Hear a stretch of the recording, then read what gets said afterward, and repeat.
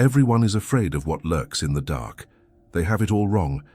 I live in a place of eternal daylight, and I beg for the sun to set. Because here, the light doesn't scatter the monsters. It creates them. It gives them a shape. It gives them your face. My name is Liam, and my official title is Communications and Systems Technician for the Boreal Logistics Hub. That's the grand corporate-approved name for a collection of prefabricated steel containers bolted together and dropped at a latitude so high, the concept of direction starts to feel like a polite suggestion. I took the 6-month contract for the usual reasons. An obscene amount of money, an escape from a life that had grown stale and quiet, and the romantic, foolish notion of experiencing one of the planet's last true wildernesses. The wilderness, I've discovered, is less about majestic snow-capped mountains and more about a flat, featureless white desert that tries to kill you with sheer, overwhelming indifference. The journey here was the first stage of the sensory deprivation. A 12-hour flight in the belly of a C-130 Hercules, the drone of the engines a physical presence that vibrated through my bones. There were no windows, just the groaning metal shell and the company of a dozen massive crates of freeze-dried rations and spare parts. When the cargo ramp finally lowered, the cold was the first thing to hit me. It wasn't just cold, it was a solid, physical force, a wall of air so frigid it felt like it was actively stealing the heat from my blood. The second thing was the light. Even with the sun hanging low and pale on the horizon, the light reflecting off the endless expanse of ice was blinding, a brilliant, painful glare that reduced the world to stark contrasts of white and black. Station Boreal looked exactly like what it was. A temporary human scar on an eternal landscape, a cluster of interconnected modules sitting on massive stilts, linked by enclosed metal walkways. The entire compound was bathed in the aggressive orange-yellow glow of high-pressure sodium vapor lamps, thousands of them, mounted on towers that surrounded the perimeter like skeletal sentinels. They created an artificial island of perpetual, sickly daylight in the middle of nowhere. I was met on the landing strip by the station supervisor, a man named Kalen. He was gaunt, with skin the color of old parchment and dark, sunken eyes that seemed to have forgotten how to blink. He looked like a man who hadn't had a proper night's sleep in a decade. His handshake was limp and cold, his words clipped. "Liam, welcome to the hub," he said, his voice a dry rasp. "Get your gear. The cold will start to seep in soon." He led me inside, through a series of pressurized doors that hissed shut behind us, sealing us away from the outside world. The interior was a labyrinth of sterile, white corridors. The floors were grated steel, the walls insulated metal panels. But the most overwhelming feature, even more so than outside, was the light. It wasn't the warm orange of the exterior lamps. Inside, every ceiling panel was a recessed fluorescent fixture, casting a flat, shadowless blue-white light that hummed at a constant, maddening 60 Hz cycle. The air tasted of ozone and recycled oxygen, and the incessant, high-frequency hum of the light ballasts was already starting to drill into my skull. "You have 2 jobs here," Kalen said, his boots clanging on the metal floor. "First, you keep our satellite uplink operational. We are the main comms relay for 3 different polar research teams. If we go dark, they go dark. They die. No pressure." He didn't smile. "Second, and more importantly, you are responsible for power grid maintenance. The generators, the backups for the backups, and this." He stopped in the central control room, a space dominated by a massive wall of monitors and server racks. In the center of the main console, beneath a row of voltage meters, was a single, large, industrial-grade toggle switch. It was housed within a transparent acrylic box, the kind you'd see over a fire alarm. The box was sealed with a heavy-duty padlock. A simple laminated sign was bolted to the panel just above it. It read, "Rule Narga 1, never let it get dark." I let out a small laugh. "Bit dramatic, isn't it?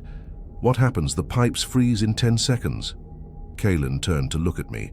His expression was utterly devoid of humor. His eyes were like 2 black holes. "That is not a safety suggestion, Liam. It is not a guideline. It is the only rule that matters here. The generators power the heaters, the water purifiers, the comms array, but all of those things are secondary. The primary function of this station's power grid is one thing: to feed the lights, both inside and out. Uninterrupted forever, do you understand? The intensity in his voice was unsettling. It was the kind of dead serious tone you hear from a soldier talking about an unexploded bomb.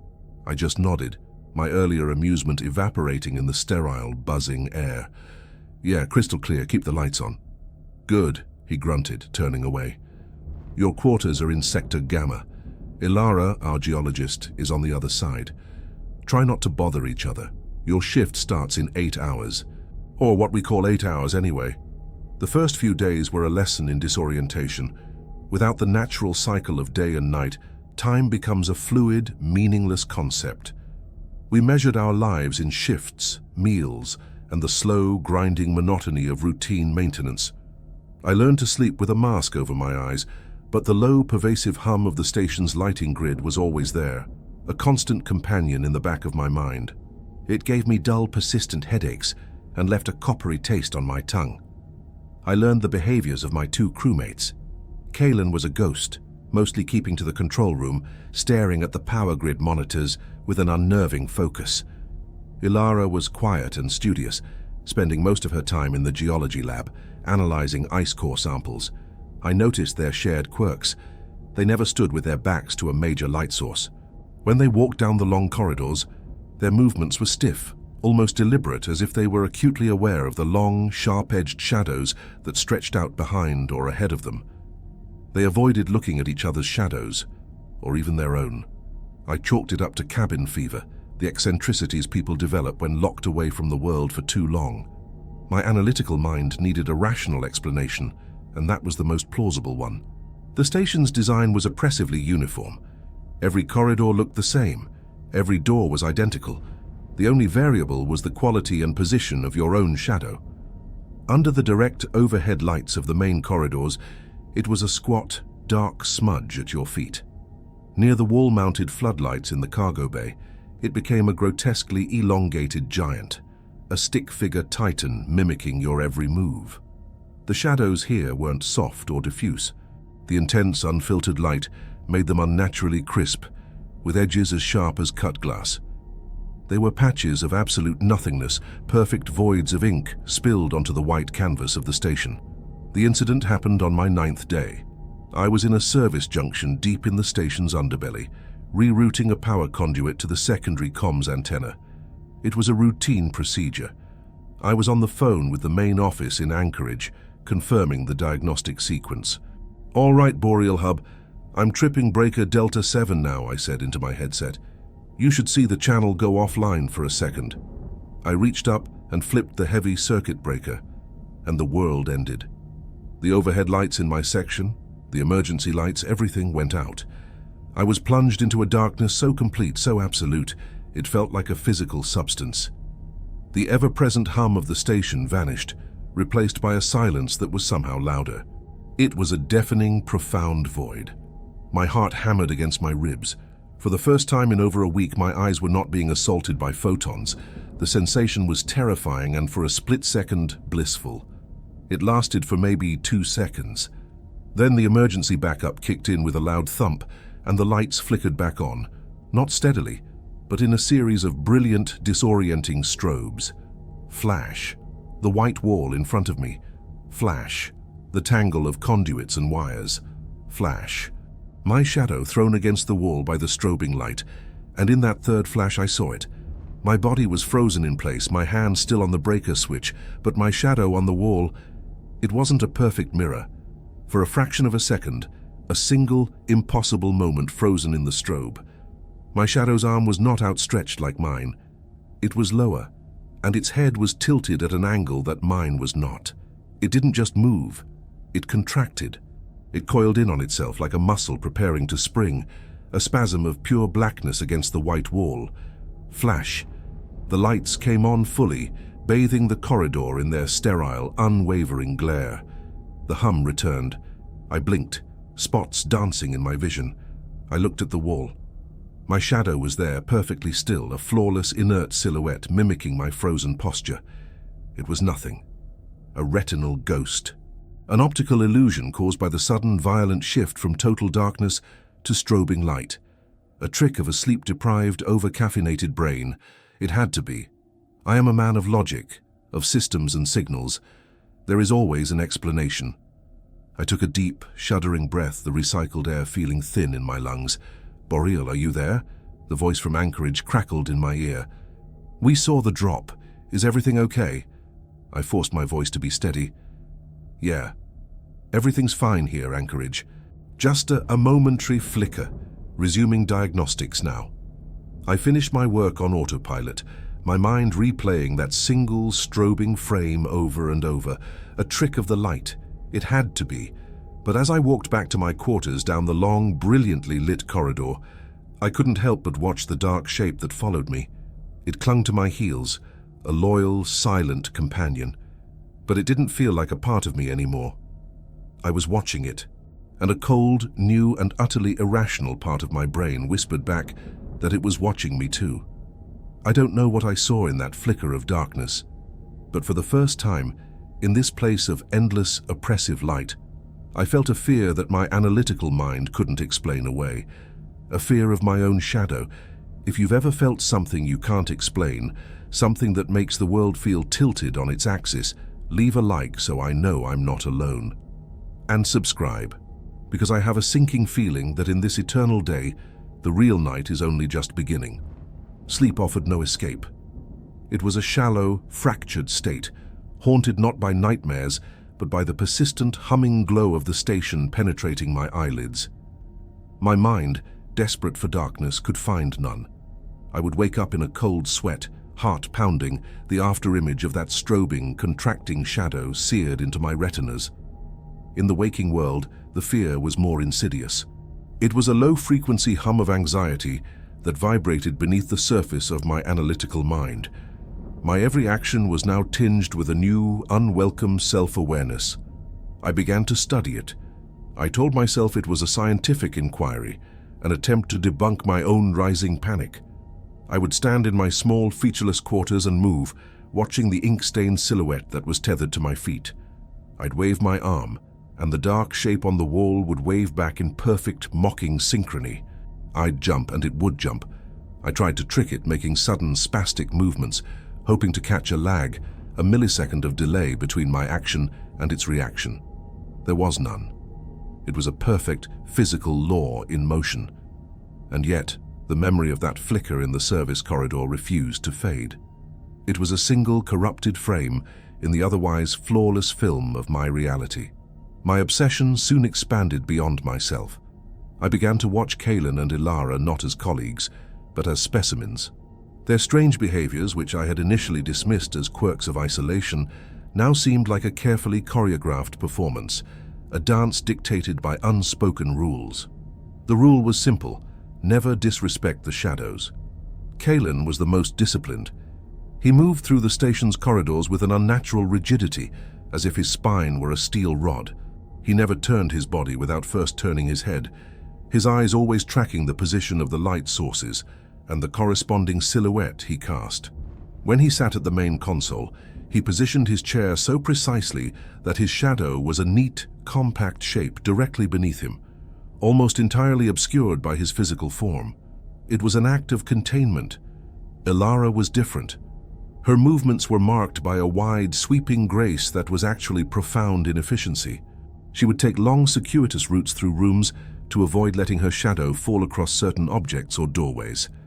In the mess hall, I watched her spend a full minute adjusting her position at the table, shifting her chair back and forth until the overhead light cast her shadow into an empty space on the floor, rather than letting it touch the shadow of the empty chair beside her. They had, I realized, developed a complete unspoken etiquette for interacting with their own two-dimensional counterparts. It was a silent religion of light and angles, and I was the only one who didn't know the prayers. My work became a refuge, a place where logic still reigned.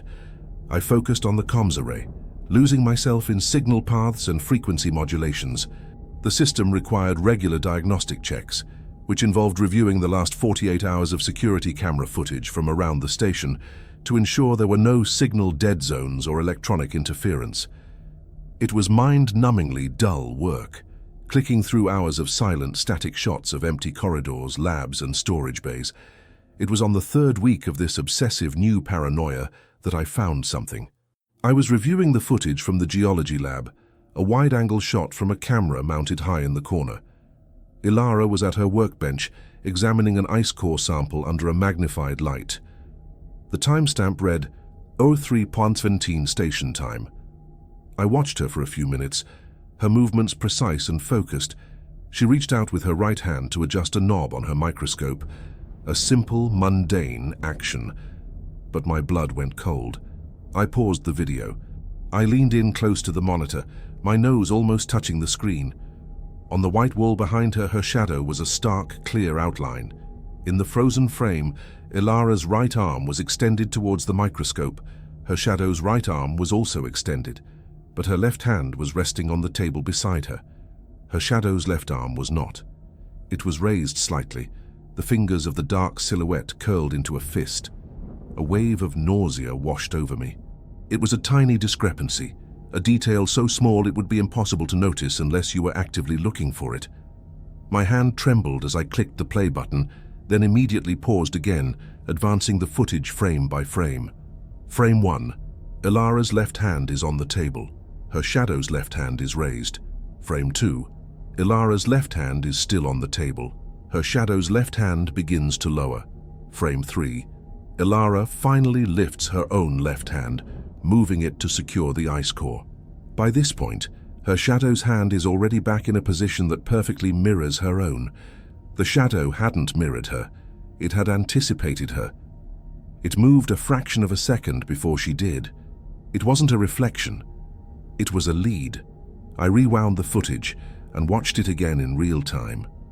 The movement was so fluid, so instantaneous, that it was imperceptible.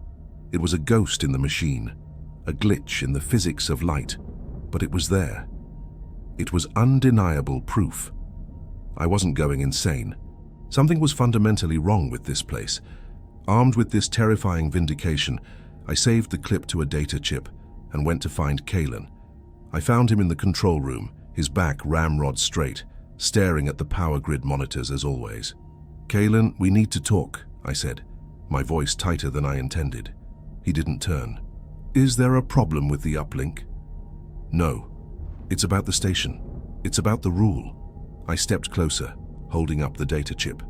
"I saw something on the security feed, in the geolab. Ilara's shadow. It moved on its own.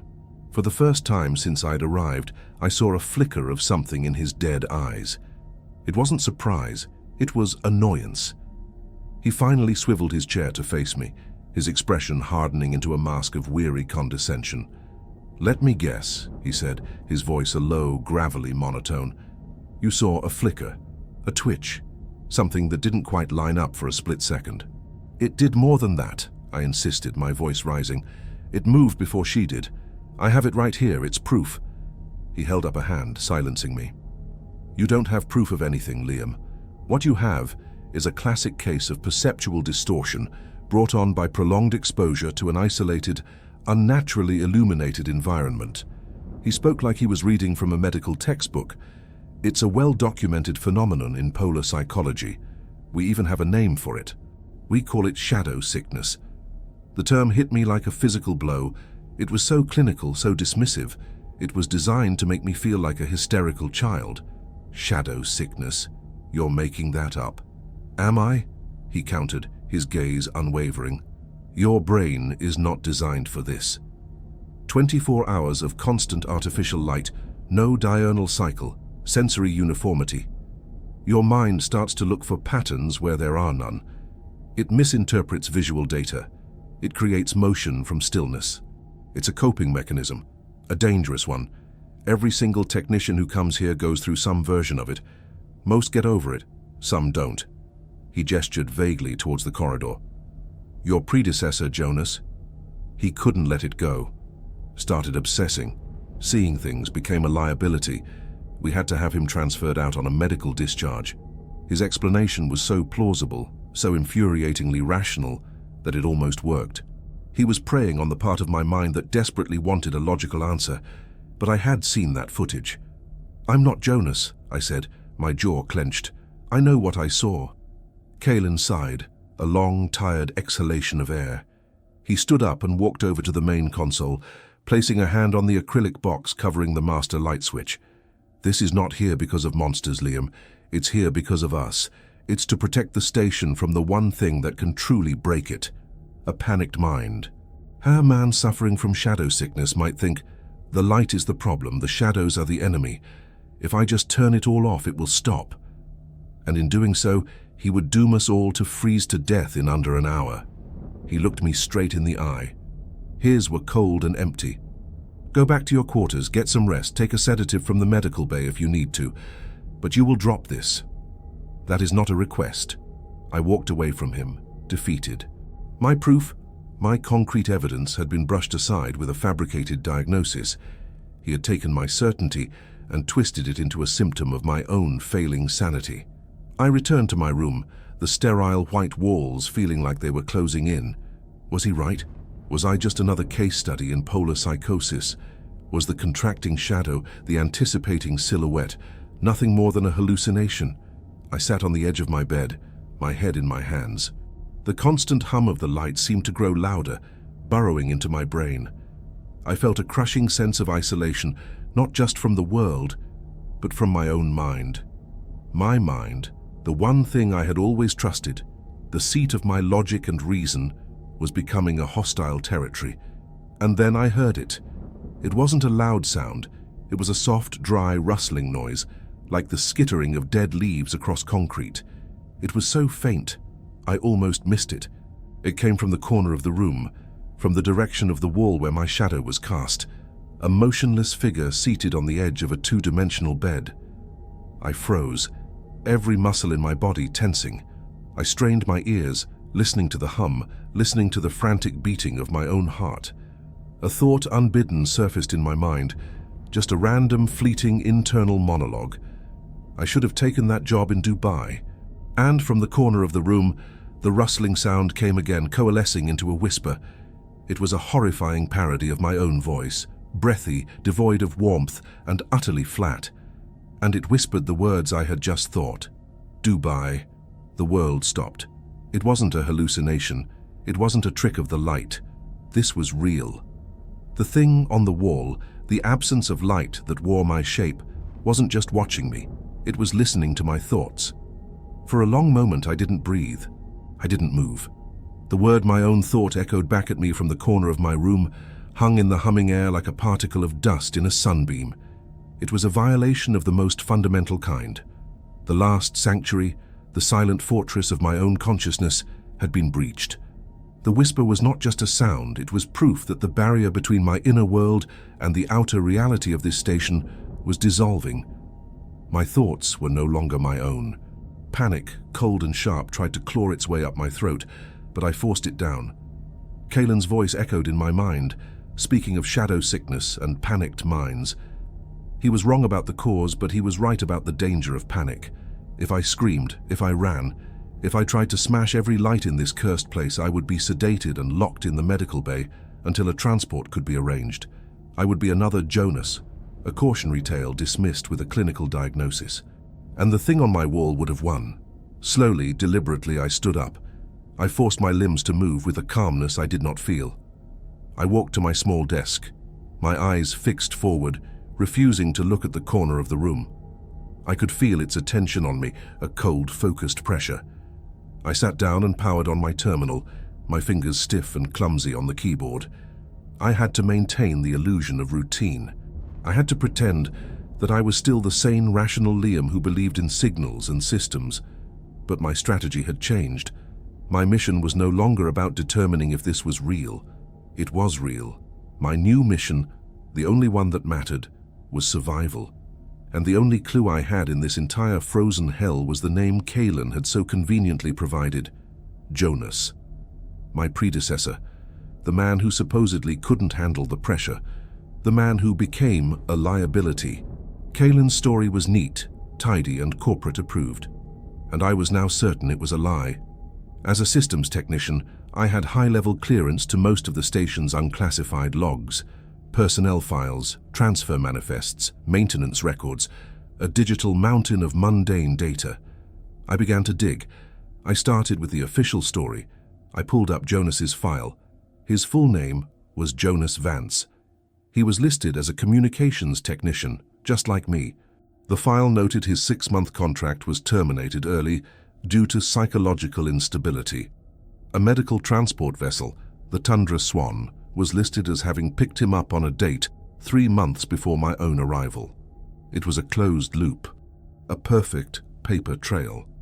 But Kalen had made one mistake. He had underestimated my own obsessive nature. If Jonas was gone, his network credentials should have been deactivated on the day of his departure. It was standard protocol. I cross-referenced the transport manifest with the station's network activity logs. The Tundra Swan had indeed docked on the date specified, but Jonas Vance's credentials, they hadn't been deactivated.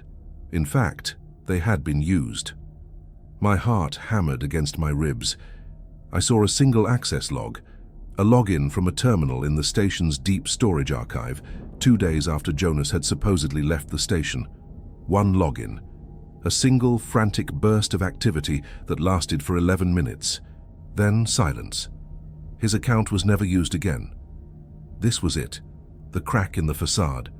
Whatever Jonas had been doing, he had done it in secret, after he was already a ghost in the system. I had to get to that terminal. Waiting for the next designated sleep cycle was an exercise in pure mental torture. I had to sit in the mess hall with Kalen and Alara, forcing down freeze-dried chili, pretending everything was normal. I watched them, their rigid movements, their averted eyes. But I was no longer just seeing their strangeness. I was seeing them as potential threats. Was Alara a victim just as terrified as I was? Or was she like Kalen? Had her shadow already won the silent war I was just beginning to fight? Every time I looked at Kalen, I felt a profound instinctual revulsion. He looked human, but the utter emptiness in his eyes, the cold, calculating stillness of his posture, it felt like I was looking at a perfect, hollow replica. When the time came, I made my move. The deep storage archive was in the lowest level of the station, a cold, rarely visited section.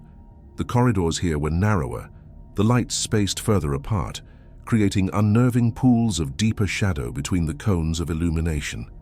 The ever-present hum of the station was louder here, punctuated by the groaning of the station's foundation settling on the ice. The archive was a single, cramped room, filled with rows of server racks containing decades of geological and atmospheric data. In the far corner, covered in a thin layer of dust, was the terminal Jonas had used. It was an older model, obsolete and offline. It must have had its own local storage. I powered it on. The screen flickered to life with a low hum, its green-on-black text a relic from another era. Jonas had been smart. He hadn't left his discoveries in a simple text file. He had encrypted them, burying them deep within a partition disguised as a series of corrupted system files. It took me nearly an hour of careful, nerve-wracking work to bypass the encryption. My fingers flew across the keyboard, the clicking of the keys unnaturally loud in the silence.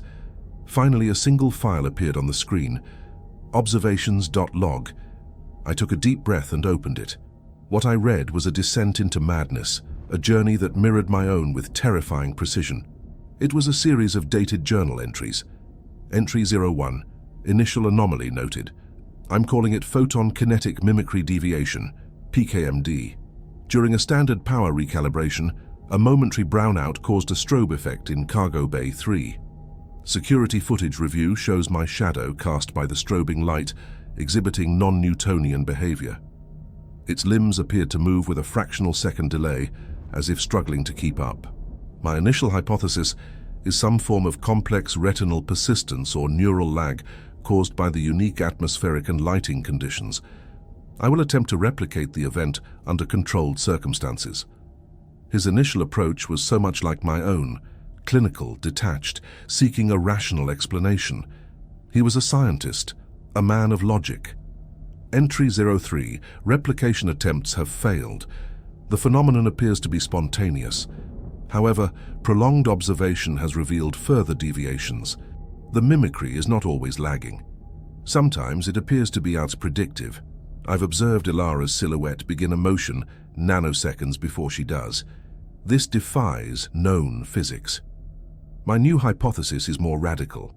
We exist in a state of perpetual, high-energy illumination. Perhaps reality itself is like a photographic plate. What if the constant light is overexposing us, burning our impression onto the fabric of space-time?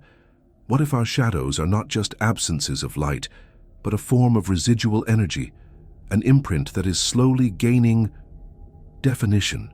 My throat went dry. He had seen it too. He had theorized the same impossible things. I was not the first to walk this path. Entry 07. Kalen knows something. His discipline is unnatural. He navigates the station in a way that minimizes the form and presence of his shadow. It's a form of masterful puppetry. He is not afraid of it. He is controlling it, containing it. Ilara is afraid. She sees it too, I'm sure of it. But she is too terrified to speak. The silence in this station is not empty. It's full of a shared, unspoken horror. Entry 12. It happened. The confirmation I never wanted. I was in my quarters, thinking about my daughter's upcoming birthday. The thought was clear in my head. I hope she likes the telescope. And from the wall, from that dark patch of nothingness wearing my own form, I heard a sound, a whisper, my own voice, but dead. It said one word: telescope. I am not suffering from a psychosis. I am being haunted, not by a ghost, but by a living echo of myself. A negative. And it can read my mind. I had to stop reading. I leaned back, my head spinning. The same event, the same violation. This wasn't a sickness, it was a process. A horrifying, predictable sequence of events. With trembling hands, I continued to the next entry. Entry 19. There was an accident.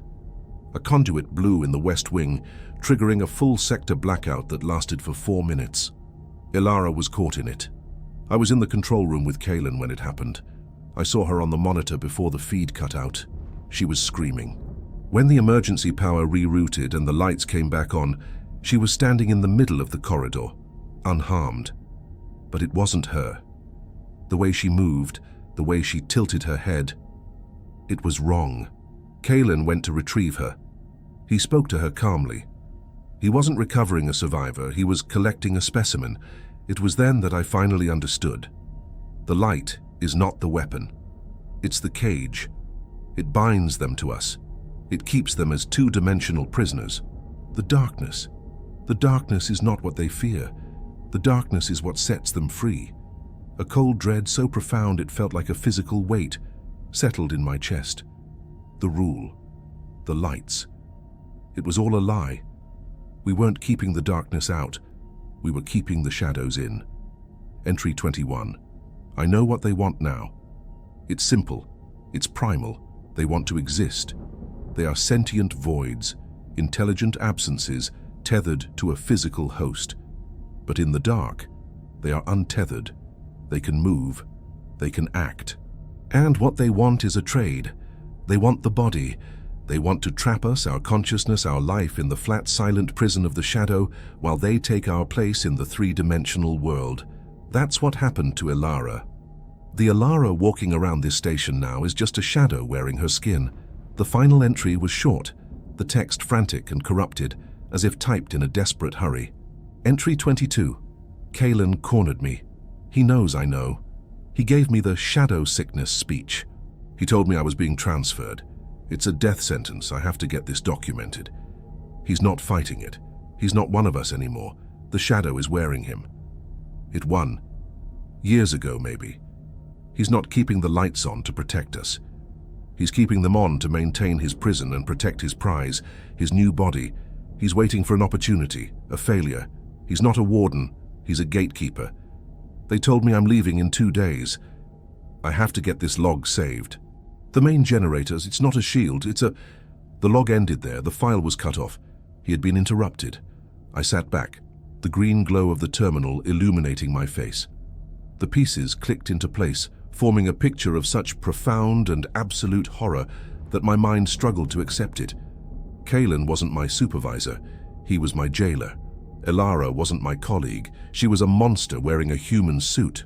The rule to keep the lights on wasn't for our safety. It was to maintain the integrity of their cages. We were not staff, we were livestock. And my own shadow, The silent thing that was even now listening to the frantic pounding of my heart was just waiting, waiting for the lights to go out, waiting for its chance to be free, and to take my place. Leaving the archive was like stepping out of a tomb back into the land of the secretly dead. The knowledge I now possessed was a poison, tainting every perception. The humming, sterile light of the corridors no longer felt oppressive. It felt fragile. It wasn't a cage for me, but a shield, and a failing one at that. Every shadow cast by a pipe or a support beam seemed to pulse with a latent malevolence. The walk back to my quarters was the longest of my life, a gauntlet of forced composure. My own silhouette, stretched long and thin in front of me, felt like a predator I was leading on a leash that could snap at any moment. I passed Ilara in the main corridor. Before, I would have seen a quiet, introverted geologist. Now, I saw a puppet. Her movements were just a little too smooth, her head turning with the frictionless grace of a machine. Her eyes, when they met mine for a fleeting second, were like polished stones, utterly devoid of the spark of life. There was no fear in them, no anxiety. There was only a calm, patient, and profoundly alien awareness. She was a shell, expertly piloted by the two-dimensional thing that had won their silent war in a moment of darkness weeks ago. A cold sweat trickled down my spine. She didn't just look at me, she scanned me, and I felt a terrifying certainty that the thing inside her knew that I knew. My encounter with Kalen was worse. He was in the control room, a sentinel guarding his prison. He glanced up as I passed the viewport, and our eyes met. There was no pretense of humanity left. In his gaze, I saw the cold, ancient intelligence from Jonas's logs. It was the look of a zookeeper observing a new, interesting animal that had just figured out the lock on its cage. He knew, and he was letting me know that he knew.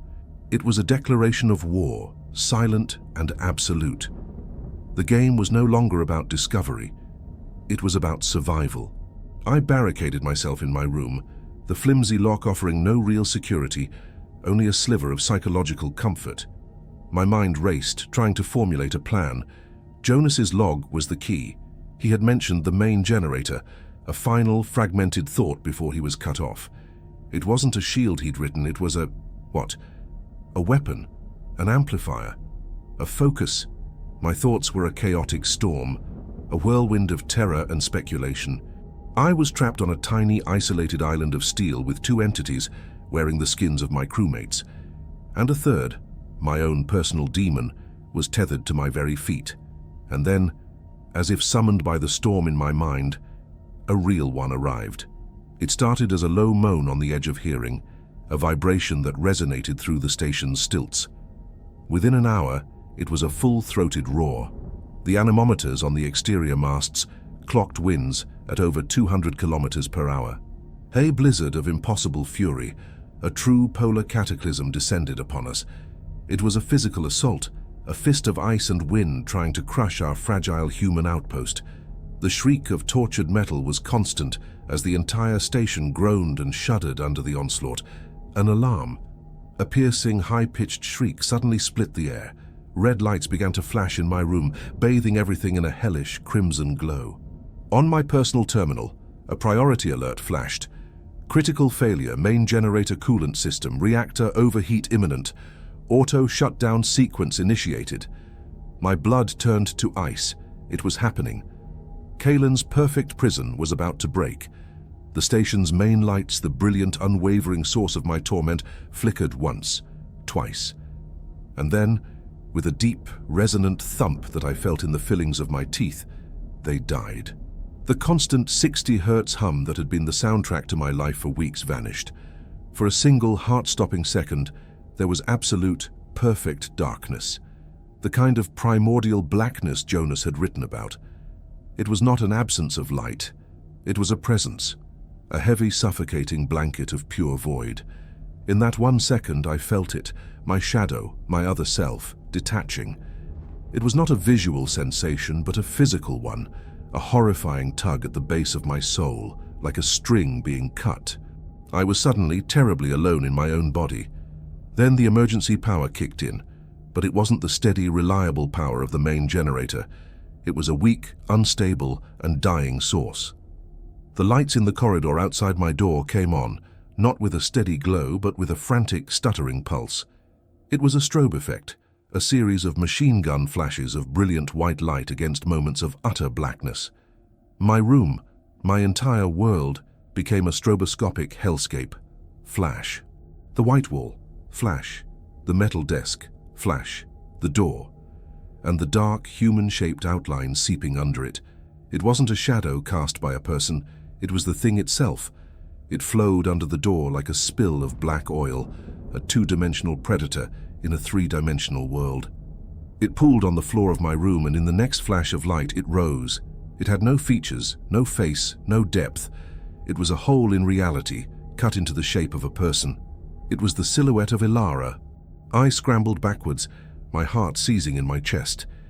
In the strobing light, its movement was a chaotic, impossible dance.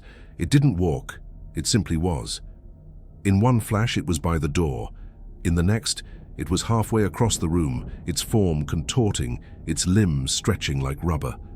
From the corridor, I heard a heavy, rhythmic clang, clang, clang. Kalen was coming. The shadow thing wearing his body was on the move.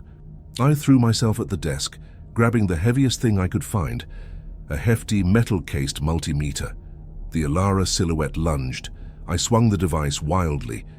In a flash of light, I saw it pass straight through the center of the dark shape, meeting no resistance. But the creature recoiled, its form wavering and distorting as if in pain. It wasn't the physical impact. It was the light. The strobing flashes were holding it at bay, breaking its cohesion, forcing it back into the two-dimensional laws it so desperately wanted to escape. I was trapped in a nightmare disco. The strobing light, both my tormentor and my only shield. Every period of blackness, lasting no more than a second, was an eternity of absolute terror, a moment where the things could move freely. Flash. The Ilara shape was back near the door. Flash. Kalen's shadow was now flowing into the room, joining hers. A pair of sentient voids. Flash. They were advancing on me from two sides. I was cornered. I looked around desperately for an escape. There was none. My back was to the wall, and then I realized my mistake, my greatest mistake. In my panic, I had focused on them. I had forgotten about the third entity in the room, my own shadow. In the next moment of total darkness, I felt it. A cold, frictionless pressure wrapped around my left ankle. I cried out, kicking wildly into the void. My foot connected with nothing. The strobe flashed again, illuminating the room. Kalen and Ilara were closer, but on the floor, cast by the strobing light, was my own shadow, and it was no longer mirroring my panicked stance. Its arm, a long, flat stretch of blackness, was extended, and it was holding my leg. A two-dimensional shape, impossibly, had three-dimensional purchase. The darkness fell again, and the pressure on my ankle tightened, pulling me off balance. I crashed to the floor, my head hitting the steel grate with a sickening crack. The strobing light swam in my vision. My own silhouette was crawling over me, a patch of living, malevolent nothingness. It wanted to hold me down. It wanted to keep me here, to pin me like an insect for the other two. A cold, calm thought, not my own, slid into my mind.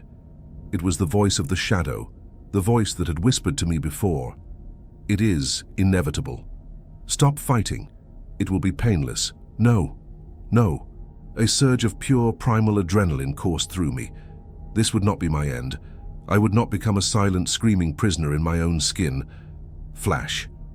I saw the multimeter lying on the floor a few feet away. Darkness. I scrambled towards it, my shadow thing clinging to me. A weightless, chilling drag. It was like being tangled in a sheet of frozen air. Flash. My fingers brushed against the metal casing. The two hunters were almost upon me. Darkness. I gripped it. Flash. I rolled onto my back and aimed the device not at the approaching silhouettes, but at the light fixture on the ceiling directly above me. I hurled it with all my strength. The sound of shattering glass was lost in the groan of the station. The fixture exploded in a shower of sparks. My corner of the room was plunged into a deeper, more permanent darkness, untouched by the strobing from the corridor. And in this pocket of true blackness, my shadow was free. The pressure on me vanished, but I felt a new terror. It was now untethered from me completely, an independent entity standing somewhere beside me in the absolute dark. I scrambled away, crawling blindly across the grated floor. The strobe from the corridor was my only guide, a chaotic, flashing beacon. I had to get out of this room. The control room, Jonas's log, the generator. The answer had to be there. I burst into the corridor, a long, strobing tunnel of light and dark.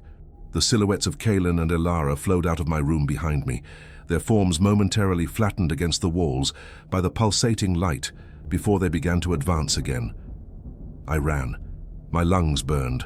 My mind screamed.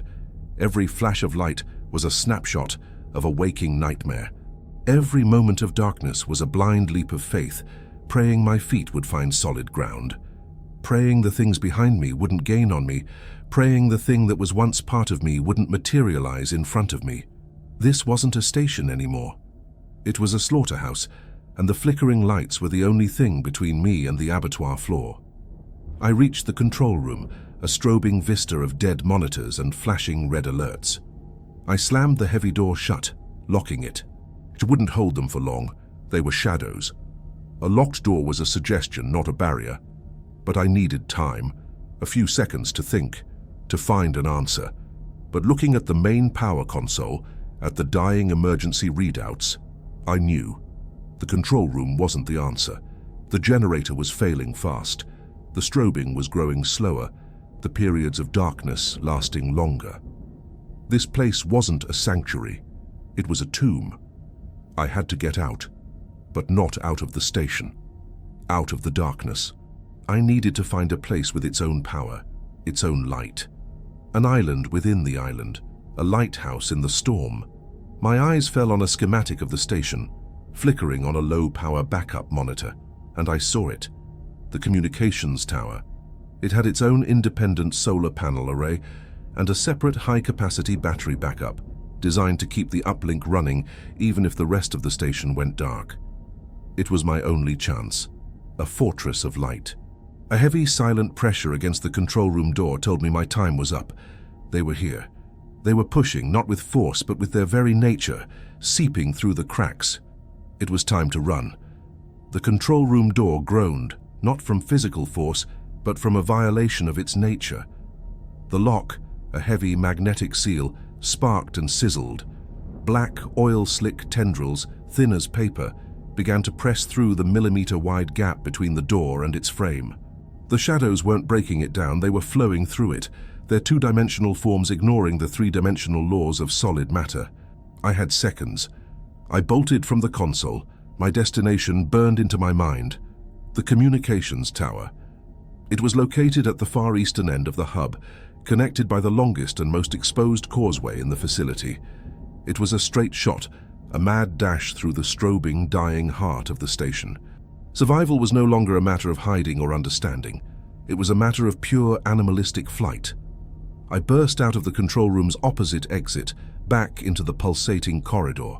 The strobe effect was degrading rapidly. The brilliant flashes of white light were now weaker, tinged with a sickly yellow, and the intervals of total blackness were stretching, 1 second, then 2, then a terrifying 3-second plunge into the void. The station was taking its last, shuddering breaths. My run was a chaotic, disorienting rhythm of sight and blindness. Flash. A long, straight corridor, walls slick with condensation, my own panicked face reflected in the polished steel. Darkness. I kept running, my hands outstretched, my feet pounding on the grated floor, navigating by memory and sheer momentum. The only sound was my own ragged breathing and the frantic drumming of my heart. Flash. The corridor was no longer empty. Halfway down its length, a silhouette stood. It was featureless, tall and gaunt, a perfect cutout of Kaelin. It wasn't moving, just standing there, a sentinel of the void waiting for me. Darkness. I didn't stop. I veered to the left, aiming for the edge of the hallway, hoping to run around it in the black. I could feel a static coldness in the air as I passed the spot where it had been. Flash, I was past it. But it was no longer standing still. It was turning to face me, its form impossibly fluid, not like a person turning, but like a drawing being erased and redrawn at a new angle. Behind me, the Alara shape was gliding out of the control room, gaining speed. I was between them. The journey became a series of terrifying strobe-lit vignettes. I passed the mess hall, its tables and chairs casting long, dancing shadows that seemed to writhe and grasp for me in the pulsating light. I ran through the medical bay, where the cold, sterile equipment seemed to form leering, skeletal faces in the flashes. The entire station, once a symbol of human order, had become a surrealist art installation designed by a mad god. The greatest horror, however, was the one I couldn't see, the one that used to be me.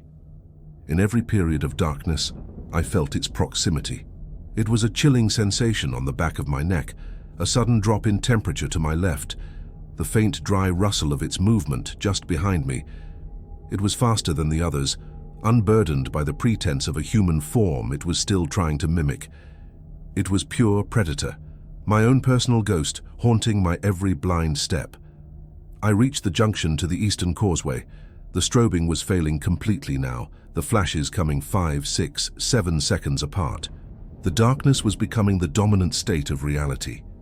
The causeway itself was a long elevated tube of reinforced glass and steel, a bridge over 100-foot drop to the glacial ice below. In the daylight, it offered a spectacular panoramic view of the desolate landscape. Now it was a tunnel into oblivion. Flash. I saw the entrance to the causeway, 20 yards away. Darkness. I sprinted, my boots ringing on the metal floor. I counted the seconds. 1, 2, 3, 4. Flash. I was just reaching the door. But the causeway was not empty. My own shadow, my untethered self was there.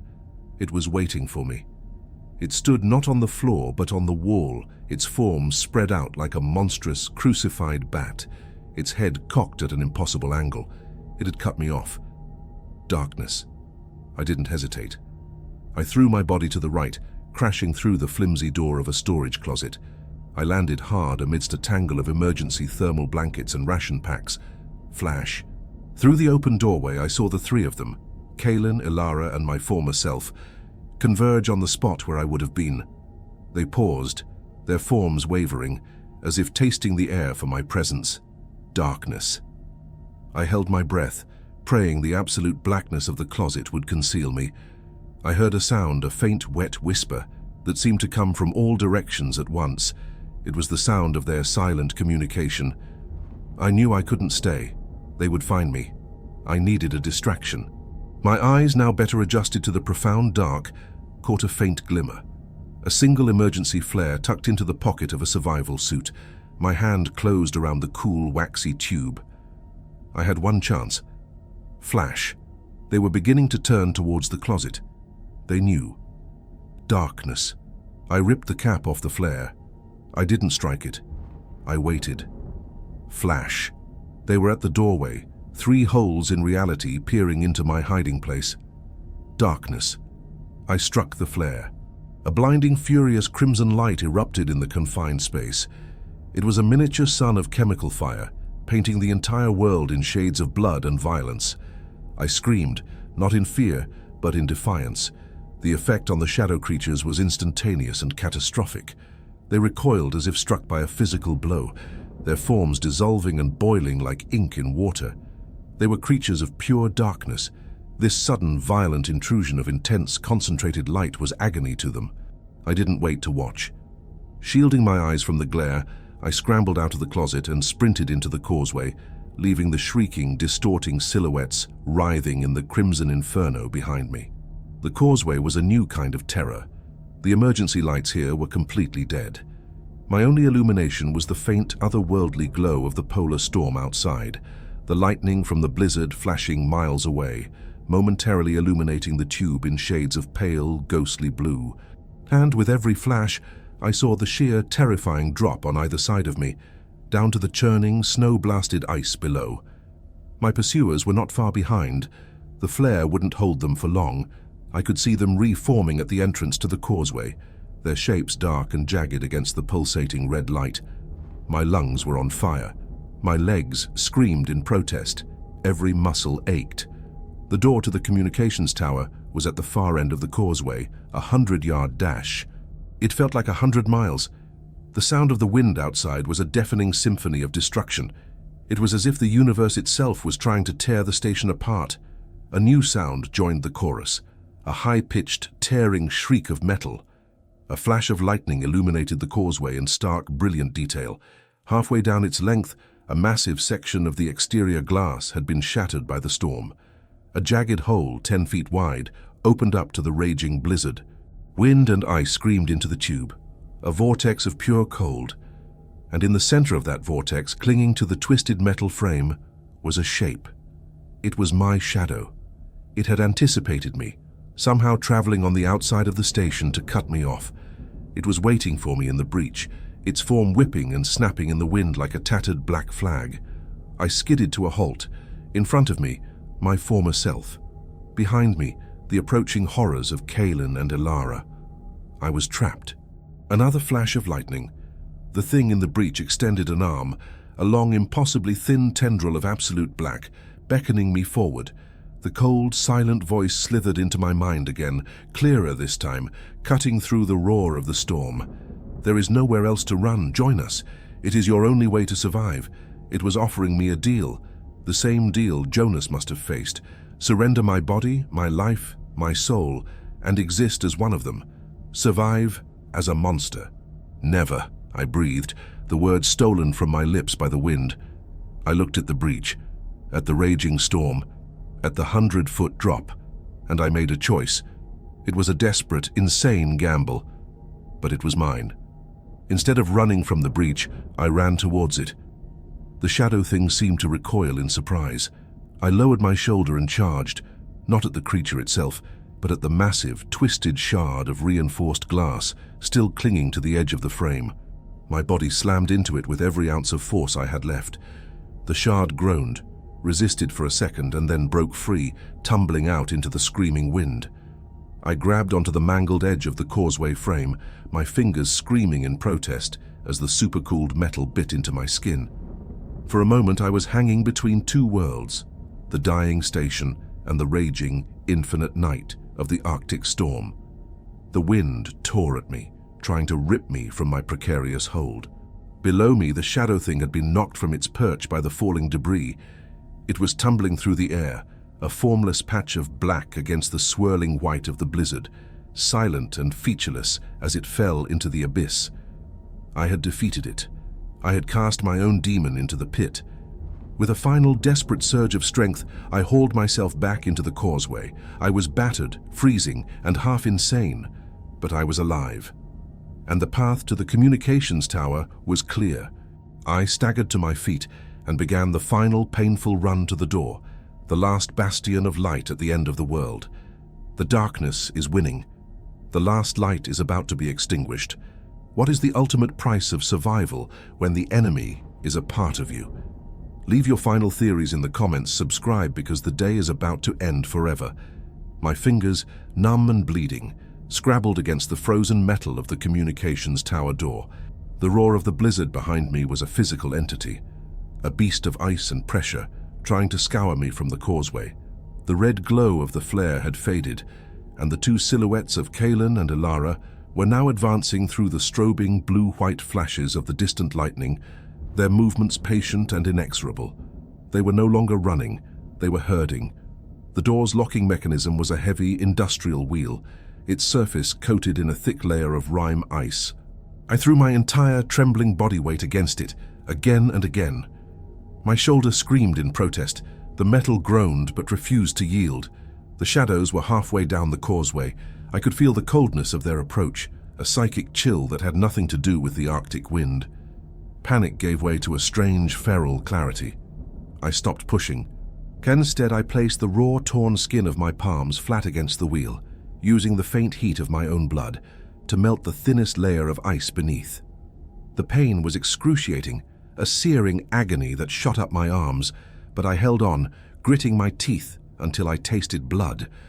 For a single eternal moment it was me against the ice. And then, with a sound like tearing fabric, the seal broke. I wrenched the wheel with a final desperate surge of adrenaline. The locking bolts retracted with a deep, satisfying clunk. I threw the heavy door inward, and stumbled into the communications tower, slamming it shut just as a flash of lightning illuminated the kaolin shape reaching the threshold. I spun the wheel back, sealing myself inside my sanctuary. For a moment I just lay there on the floor, gasping for breath, my body a symphony of pain. But the silence was the most profound sensation. The roar of the storm was instantly muffled, reduced to a distant, hollow murmur. The chaotic, strobing flashes were gone. Here, inside the tower, was a perfect, absolute and unnerving stillness. The air was cool, dry and clean. I was in the base of the tower, a small circular room clinically clean and white.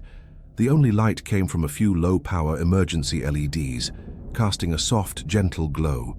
It was a stark contrast to the aggressive, humming glare of the main station. This place felt different. It was a pocket of serenity in the heart of a hurricane of madness, but it wasn't enough. This faint light wouldn't hold them. I could already feel them at the door, not pounding, but pressing. A steady, silent, and immense pressure against the metal, a weight of pure nothingness seeking entry. I had to activate the tower's main power. I staggered to my feet and looked for the control console. It was against the far wall, a sleek, modern terminal built into the structure itself. Above it, recessed into the ceiling, were the primary lighting arrays, a dozen large, circular fixtures, currently dark and inert.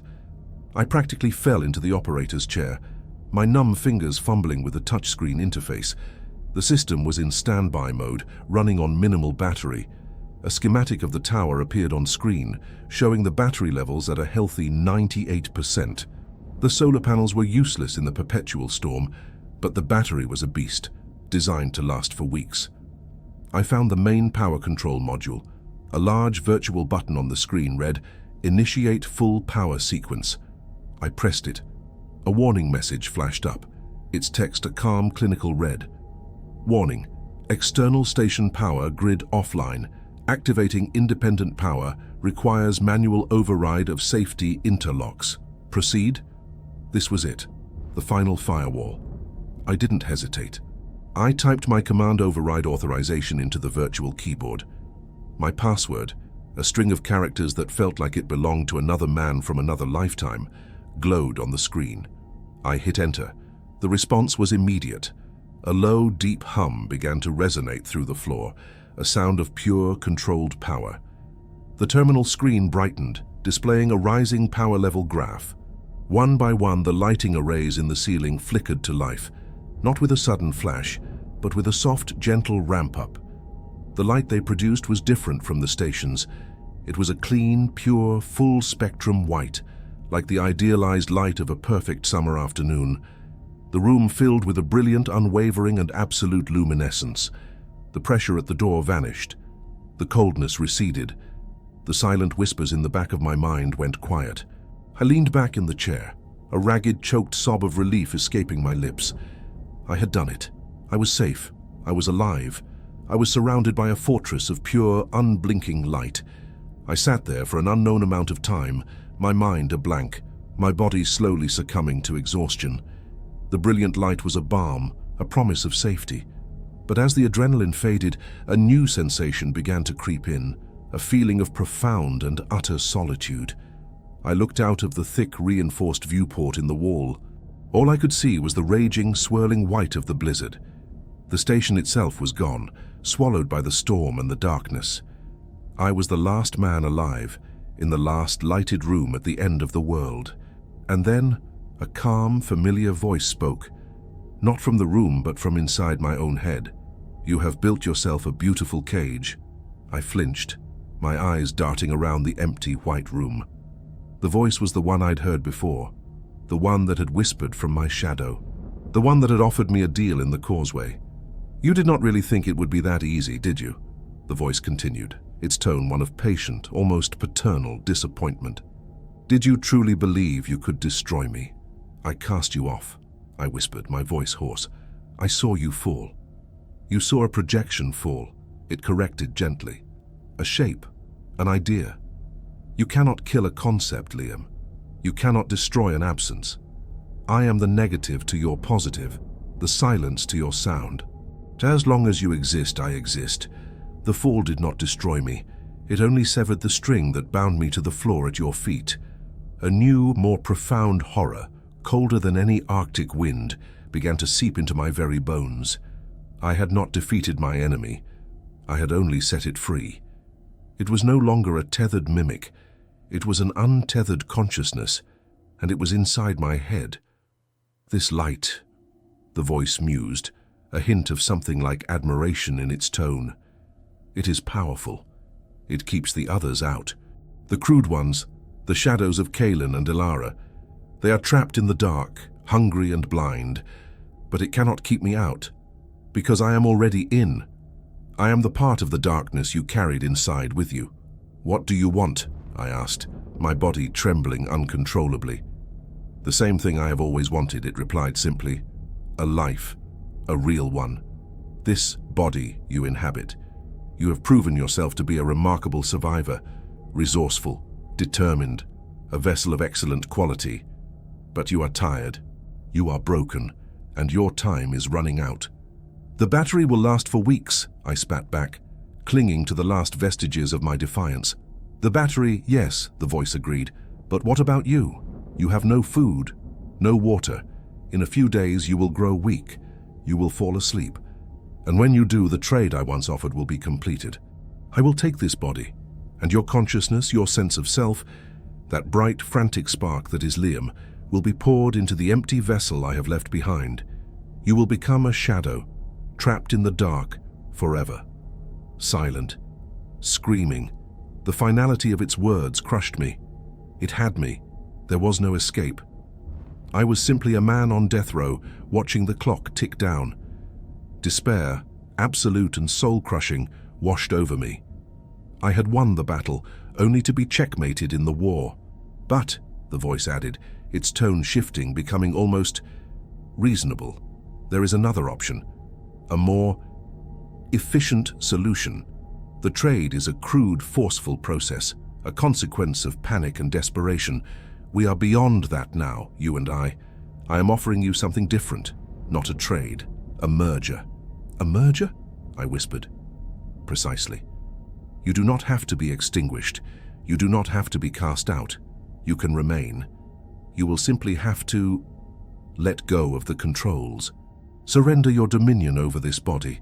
You will still be here. You will see through these eyes, hear through these ears.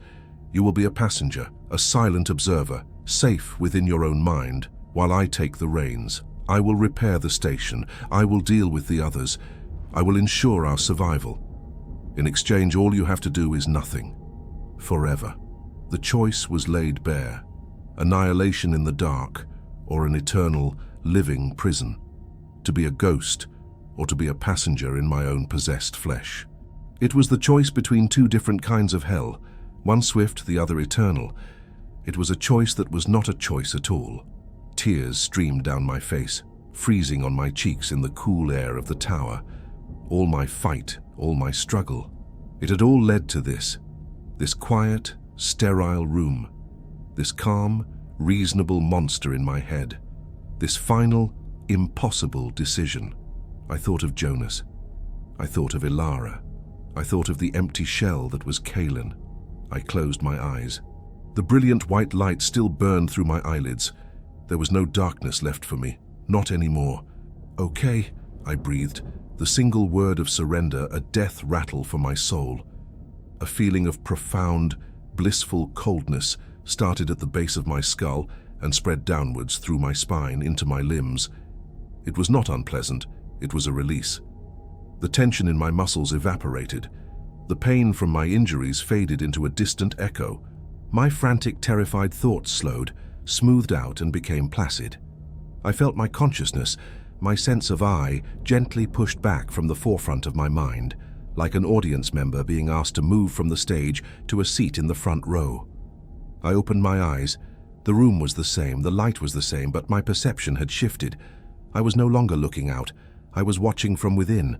I thought, raise my right hand.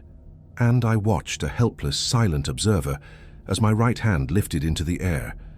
The movement was smooth, economical, and utterly alien. It was not my own. A new driver was at the wheel. Time passes. The screen fades to black. then fades back in. The scene is the station boreal control room. It is fully lit, the low, steady hum of the main generator a constant presence. The blizzard has passed. Liam is sitting at the main console, his back straight, his posture identical to Kaylin's once was. He is clean, dressed in a fresh uniform. His face is calm, his eyes empty. A voice crackling with static comes over the communications speaker. "Mayday, mayday, mayday. This is Arctic Research Team Gamma. Our generator has failed. We are without heat or power. Requesting immediate assistance. Is anyone receiving? Over." He reaches forward, his hand gliding over the console. I, the passenger, scream in the silent confines of my own mind, a frantic, useless plea to do something, to help them. But my mouth does not move. My hand presses the button for the external hailing system.